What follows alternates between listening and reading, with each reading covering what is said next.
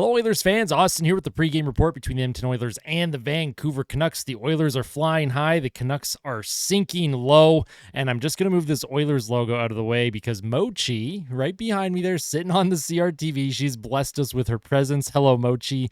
Good luck charm. You know what? She's a good luck charm for the game tonight. And the Oilers, not that they need any good luck charms right now. They have been on an absolute tear.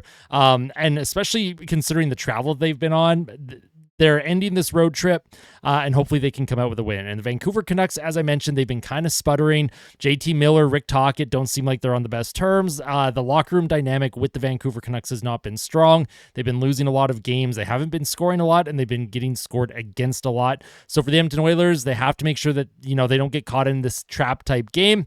End of a road trip, you're thinking of getting home in your nice warm bed in your house, and, you've got to make sure that you're focused on the task at hand. The Oilers have a chance to they actually have a chance to go 2 points up on Vegas and have sole possession of first place in the Pacific Division because Vegas tonight, as I'm recording this video, they lost to Carolina. So the Edmonton Oilers opportunity knocks here. They have a chance to become sole holders of first place in the Pacific. Let's see if they can get it done. If you end up enjoying this pregame report, make sure to smash that like button. And if you really like it, make sure to subscribe to the channel. And friendly reminder, I will be doing a live stream commentary tonight. If you have never been part of one of those, they are very fun. I'm going to be opening some hockey packs during the intermissions. I'm going to be giving away some gifted memberships because a few nights ago, I did forget to put the victory chain on at the start of my post-game fan reaction. The victory chain, of course, is behind me hanging up on that jersey right there. That's something I wear at the end of every game as long as the Oilers win during my post-game fan reactions. So tune in tonight. It's going to be so much fun. I can't wait. But we have a game to discuss right now, the pregame report, the lineups, and then, of course, my game day prediction. I need to know who your players to watch are and what your score prediction is. Type that down in the comments section right now and as we get into the lineup. So projected lineup for the Edmonton Oilers as of this recording, nothing has been confirmed. They recently did sign John Klingberg. Don't expect him to get in the lineup for a little while here. Yes, he's been skating, but they need to get him into game shape. Game-ready shape is what I would call it. So John Klingberg, I don't even have him listed in the projected lineup, even as an extra, because it's going to take a while for him to even be part of regular practices, regular rotations.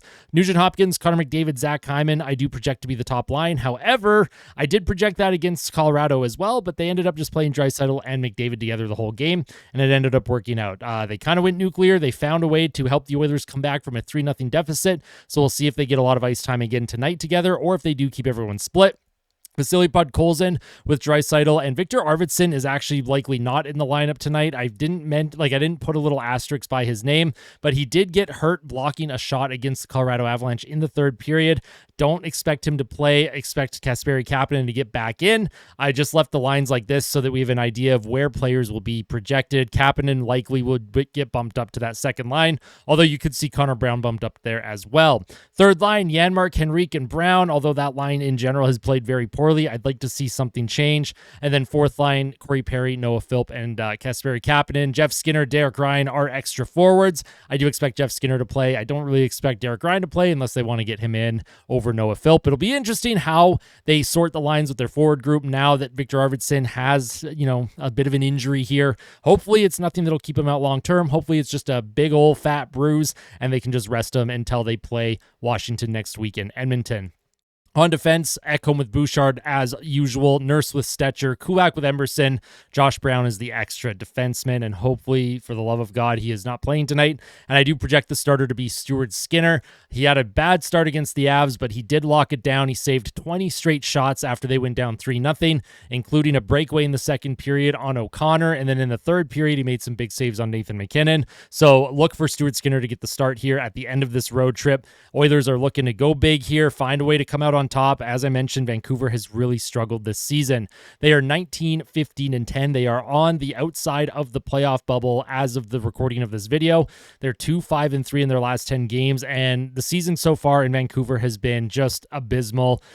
Morale is low. Their fan base has not been as chatty as they usually are. Of course, as Oilers fans during the playoffs, we interacted with a lot of Canucks fans. There's a lot of Canucks fans that do tune into these videos, and I kind of like when Edmonton's rivals are doing really well. I like the banter. I like the rivalry. When our rivals are really struggling, like Calgary did for a little bit after that playoff series in 2022, and now the Canucks, it's not as fun, you know, like this game has a lot of meaning, but it also doesn't. It is a January game, but it's not like this game has an impact on where Vancouver could be in the standings. If these teams were really close, it would be an absolute playoff style battle.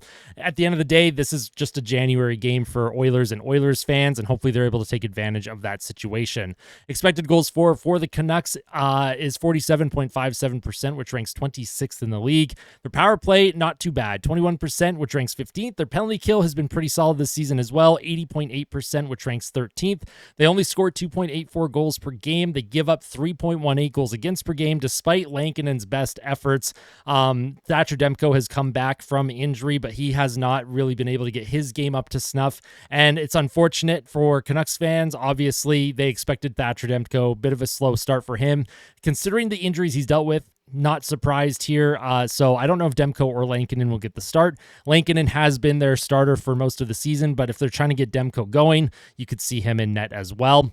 But you also don't want to kill their confidence and break the spirit of these players even more.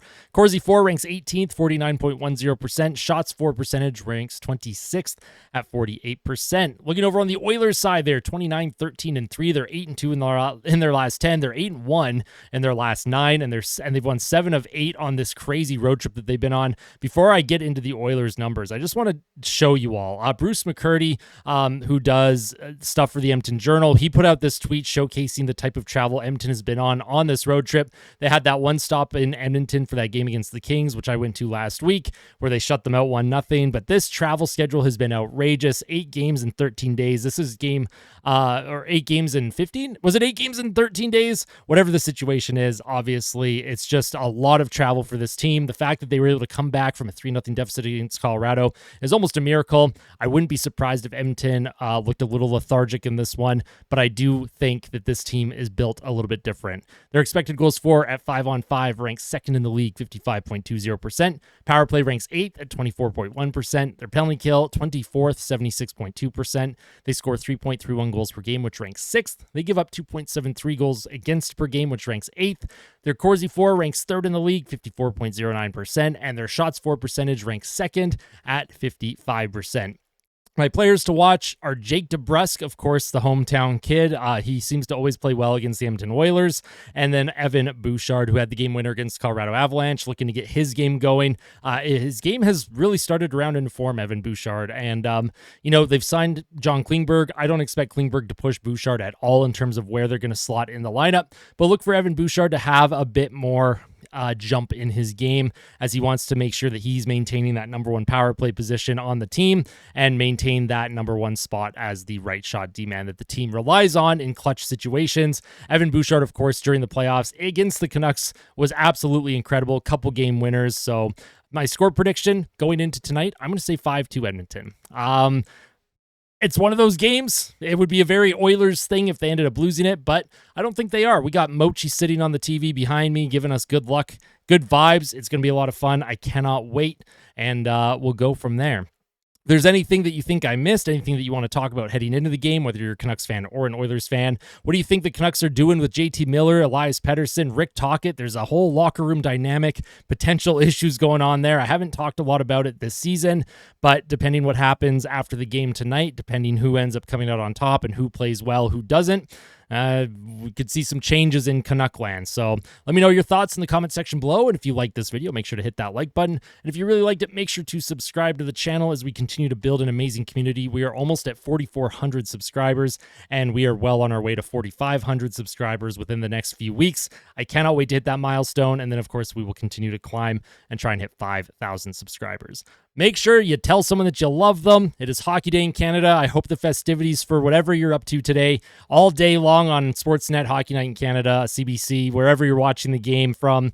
I hope you have an absolute blast. I love Hockey Day in Canada, one of my favorite days of the year. So tell someone that you love them. And as always, fight like a kid, fight like Ben. Let's go Oilers. We'll see you tonight during the live stream. Take care, Oil Country.